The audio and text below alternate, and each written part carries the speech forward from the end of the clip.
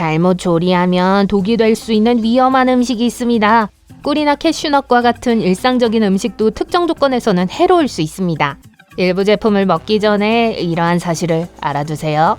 사과를 먹을 때 씨를 씹어본 적이 있나요? 그렇다면 씨앗에서 불쾌한 맛이 난다는 걸 알고 계실 거예요. 그것은 청산가리 때문이에요. 아직 놀라지 마세요. 씨앗은 보호 망토로 독을 덮고 있어요. 그렇기 때문에 실수로 씨앗을 삼켜도 청산가리가 체내로 흡수되진 않아요. 하지만 조심하는 것이 좋습니다. 소량의 청산가리를 섭취하더라도 호흡이 빨라지고 더 극단적이고 불쾌한 결과를 초래할 수 있습니다. 부엌에 있는 또 다른 위험은 감자에 숨어 있어요. 새싹과 녹색 반점이 있는 거예요. 녹색 부분이나 새싹을 잘라내면 눈에 보이는 문제만 해결된 겁니다. 글리코 알카로이드라는 독성 물질이 이미 감자 전체에 퍼져 있을 수 있어요. 이 물질은 감자의 일부분을 녹색으로 바꾸는 원인이에요. 그건 신호예요. 이런 종류의 감자를 먹으면 메스꺼움, 두통 및 기타 결과를 초래할 수 있습니다. 버블티 좋아하세요? 그렇다면 카사바, 일명 타피오카에 대해 잘 알고 계실 거예요. 카사바는 남미에서 재배되는 뿌리 채소입니다. 케이크와 칩을 만드는데도 자주 사용되죠. 달콤하거나 쓴맛이 날 수 있어요. 뿌리 및 덩이줄기 카사바 품종에는 독소가 함유되어 있는 것이 일반적입니다. 타피오카는 섭취하기 전에 제대로 조리해야 합니다. 잘못 먹거나 날 것으로 먹으면 그 결과는 매우 심각해요. 하지만 올바르게 가공하면 맛있고 안전하게 먹을 수 있습니다. 엘더베리는 면역 체계를 강화하고 감기나 독감과 싸우는 데 도움이 되는 보충제로 알려져 있습니다. 이 약용식물도 조심스럽게 다루고 준비해야 합니다. 덜 익은 베리를 먹으면 득보다 실이 많을 수 있어요. 렉틴과 시안 화합물은 위장 문제를 일으킬 수 있습니다. 이 제품은 이 목록에 있는 다른 어떤 제품보다 제 마음을 아프게 합니다. 이 목록에는 건강에 좋은 제품들도 많이 포함되어 있어요. 어쨌든 분명히 말씀드릴게요. 팝콘이에요. 전자레인지 팝콘이 건강에 해롭다는 많은 연구가 있습니다. 첫째, 우리는 포장에 사용되는 화학물질도 섭취하게 됩니다. 또한 건강에 좋지 않은 향료 첨가물도 있습니다. 자, 봉지를 열었을 때 팝콘 냄새가 나는 뜨거운 공기가 코로 들어오는 순간 기억하시죠? 이는 돌이킬 수 없는 폐 손상으로 이어질 수 있습니다. 예를 들어 팝콘폐라는 진단명이 있어요. 전자레인지 팝콘에 버터향을 내는데 사용되는 화학물질이 이 진단과 관련이 있습니다. 그러면 어떻게 해야 할까요? 다른 포장 옵션을 선택하거나 에어 팝콘 기계에 투자하세요. 에어 팝콘은 90칼로리에 불과하고 지방이 1g도 안 됩니다. 야호!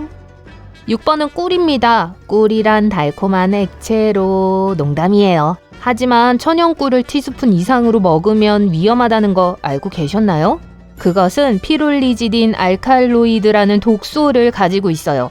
이 독소를 제거하기 위해 꿀은 저온 살균 과정을 거쳐야 합니다. 체리씨로 넘어가 보겠습니다. 체리를 씹어 먹지 않는 한 괜찮을 거예요.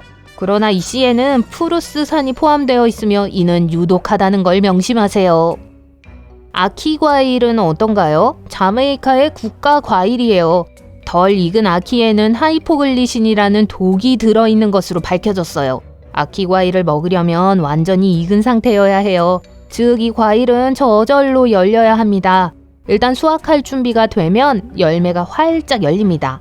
독성이 강한 분홍색 과육이나 검은색 씨앗은 피하고 씨앗 근처에 맛있는 크림 같은 과육만 먹으면 됩니다. 이 과일을 잘못 먹으면 자메이카 위장병을 일으킬 수 있어요. 보거 요리의 흥미로운 점은 제대로 준비되지 않으면 인생의 마지막 요리가 될 수 있다는 점입니다. 이 생선에는 인간에게 매우 위험한 강력한 독소가 포함되어 있습니다. 한 마리의 생선에는 30명을 해칠 수 있는 독이 있어요. 이 때문에 보거 요리사들은 특별 면허를 취득하기 위해 수년간의 훈련을 받습니다. 모든 예방 조치와 준비에도 불구하고 보거가 때때로 어떤 사람들에게는 마지막 식사가 되기도 해요. 그런 위험을 감수하시겠어요?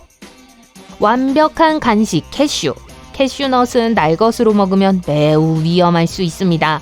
생캐슈 라벨이 붙은 캐슈넛을 매장에서 구입할 수는 있지만 100% 생캐슈넛은 아닙니다. 캐슈넛은 진열대에 오르기 전에 우르시올이라는 독소를 제거하기 위해 증기로 처리돼요. 캐슈넛 껍질에는 이 독소가 포함되어 있습니다. 이 견과류를 날로 먹으면 어떻게 될까요? 알레르기가 있는 경우 위험한 반응을 일으킬 수 있죠. 이것은 온나무에 대한 민감도에 따라 다릅니다. 날 음식에 대해 말하자면 날 강낭콩도 위험합니다. 강낭콩에는 렙틴이라는 독소가 함유되어 있습니다. 이 독소는 복통 및 기타 소화 관련 문제를 보너스로 줄 수 있죠. 생콩을 4-5개만 삼켜도 이런 부작용을 경험할 수 있어요. 팥에는 식물성 단백질, 필수 비타민, 미네랄이 풍부합니다. 팥을 제대로 조리해서 드세요. 이를 위해 말린 팥을 최소 10분 이상 익히세요. 더 짧은 시간 동안 저온에서 끓이면 오히려 독성이 증가할 수 있어요. 날것으로 섭취하면 독성이 훨씬 더 강해질 수 있어요. 따라서 최소 10분 이상 고온에서 끓여야 해요. 가공되지 않은 아몬드를 너무 많이 섭취하면 여러 가지 불쾌한 증상과 건강 문제를 일으킬 수 있습니다. 대황잎도 약간 까다롭습니다. 줄기를 먹을 수 있지만 잎은 씹지 마세요. 대황잎에는 칼슘과 결합하는 옥살산이 함유되어 있습니다. 이것은 신체가 필요한 양의 칼슘을 흡수하는 것을 더 어렵게 만듭니다. 버섯. 많은 사람들에게 버섯이 없으면 피자와 파스타는 그다지 맛있지 않을 거예요. 우리 모두는 버섯이 특히 야생에서 자라는 경우 예측할 수 없다는 걸 알고 있습니다. 가장 위험한 버섯 2가지를 소개할게요. 죽음의 모자와 파괴의 전사입니다.